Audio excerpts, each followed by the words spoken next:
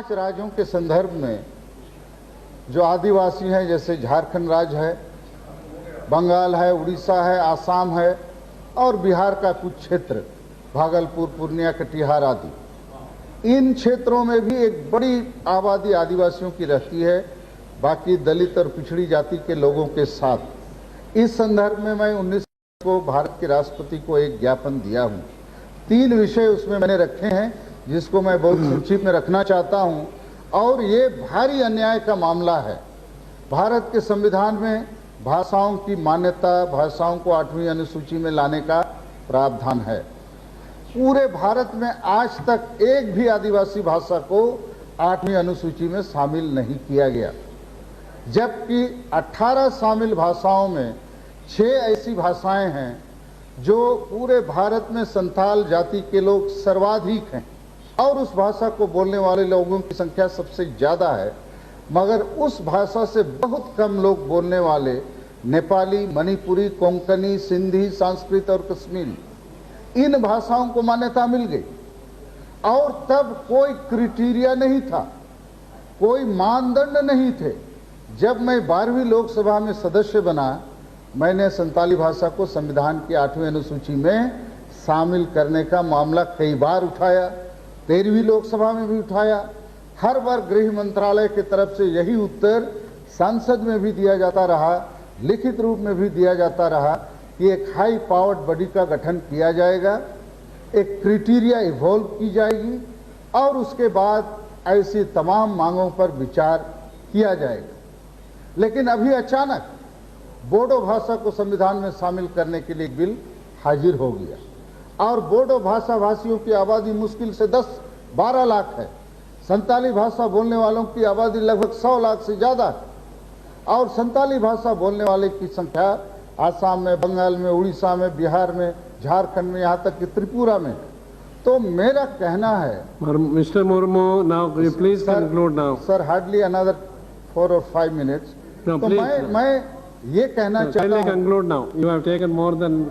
मैं ये कहना चाहता हूँ सर कि हमारी भाषा को already taken 15 minutes, Mr. Murmu. I am sorry for that, sir, but I would like to conclude within next 5 minutes।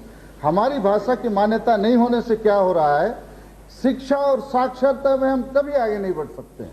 हमारे लिए बांग्ला भाषा, उड़िया भाषा, हिंदी भाषा विदेशी भाषा की तरह है, इसलिए हमारे बच्चों का ड्रॉप आउट रेट सबसे ज़्यादा है। उनको बातें समझ में नहीं आती है स्कूल में, घर में एक भाषा से बात करते हैं, स्कूल में दूसरी भाषा, और हमेशा इन्फीरियरिटी कॉम्प्लेक्सन के कारण से वो शिक्षा के क्षेत्र में आगे नहीं बढ़ पा रहे हैं। और यदि उनको ये मौका मिलेगा, अपनी भाषा से प्राथमिक से उच्च शिक्षा तक पढ़ेंगे, तो कम से कम मैट्रिक तक, जैसे बंगाल के लोग बांग्ला में पढ़ते हैं, उड़ीसा के लोग उड़िया में पढ़ते हैं, उसके बाद अंग्रेजी भी सीखते हैं, तो हमारे बच्चों को भी अपनी भाषा में पढ़ने का मौका मिलेगा तो एक बड़ा चमत्कार आ सकता है। जब हम शिक्षित ही नहीं होंगे तो विकास के रास्ते में आगे बढ़ेंगे कैसे? बाकी लोगों को आपने मौका दे दिया, पूरे भारत के लोग यदि केवल हिंदी ही पढ़ते तो भी हम मान लेते। आपने बाकी लोगों के लिए Odia, Bangla, Hindi, Tamil, Telugu, no, I am saying कि you have given recognition to all the regional languages, then what wrong we have done? Bharat में आधी शताब्दी के तक भी आज़ाद भारत में हमारी एक भी भाषा को मान्यता नहीं मिली। तो मेरा मांग है भारत सरकार से, इस पार्लियामेंट से, कि संताली भाषा को भी संविधान के 8वीं अनुसूची में शामिल किया जाए। इसी के साथ साथ वो भाषा, मुंडा भाषा और कुड़ुक भाषा, ये भी बाकी आदिवासी भाषाएं हैं, इन पर भी विचार होना चाहिए। दूसरा मुद्दा है हमारे धर्म का। जैसे मान साहब ने सिख रिलीजन के बारे में कहा, हम आदिवासी प्रकृति के पूजक हैं। 2001 साल की जनगणना में हमने रजिस्ट्रार जनरल से भी मुलाकात की, झारखंड के मुख्यमंत्री को भी लिखा, यहाँ तक कि पार्लियामेंट में भी मैंने ये बात छोटी रूप में उठाई कि भाई जब बौद्ध और जैन धर्म के लोग, जिनकी आबादी बहुत थोड़ी है, उनको भी धार्मिक मान्यता दी गई है, तो हमें ये क्यों नहीं दिया जाता? चूंकि ना हम हिंदू हैं ना क्रिश्चियन हैं, हम लोग प्रकृति पूजक हैं और आदिवासियों की एक बड़ी विशिष्ट पूजा पद्धति है, धार्मिक पद्धति है, संस्कार है, सब चीज़ है। लेकिन इस पर भी जबकि संविधान में आर्टिकल 25(1) के तहत एक मौलिक अधिकार है कि हर एक भारत के नागरिक को अपनी धार्मिक पद्धति बचाने और बढ़ाने का हक है, लेकिन ये हक मुझे लगता है भारत के संविधान और देश ने हमको नहीं दिया है, तो ये भी हमें मिलनी चाहिए। और तीसरी बात अंतिम है शेड्यूलिंग का मामला। आसाम की चाय बागान में 200 साल पहले से झारखंड के संतान मुंडा हो उरांव वहां ले जाए गए अंग्रेजों के द्वारा।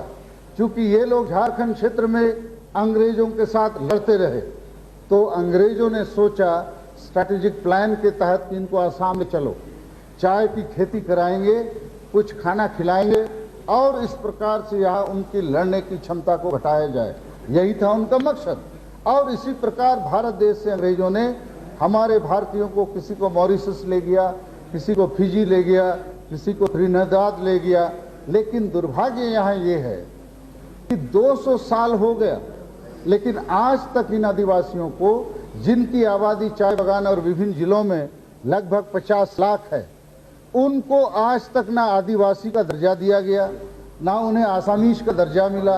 वो बेचारे अब Now, Mr. Murmu, I have to now put a full stop now. No. There तो is Bodo you are taking undue advantage of my liberty. Ethnic violence में अभी लाखों लोग रिलीफ रामदास कैंप में सतावले। हैं, जबकि ऐसे ही लोग 1 minute. Sir I am concluding sir. Yes, conclude then.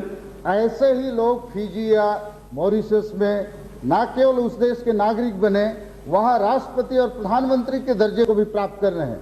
लेकिन हमारे लोग जो यहां से वहां ले जाए गए, 200 साल से देश की इकोनॉमी को सहयोग कर रहे हैं, उनको आज तक आदिवासी का दर्जा नहीं मिला। बेचारे बड़ी कठिन परिस्थितियों में है। केंद्र सरकार से और इस पार्लियामेंट से मेरा आग्रह है कि उनको अविलंब आदिवासी सूची में शामिल किया जाए। धन्यवाद। Now, Shri Prakash Ambedkar.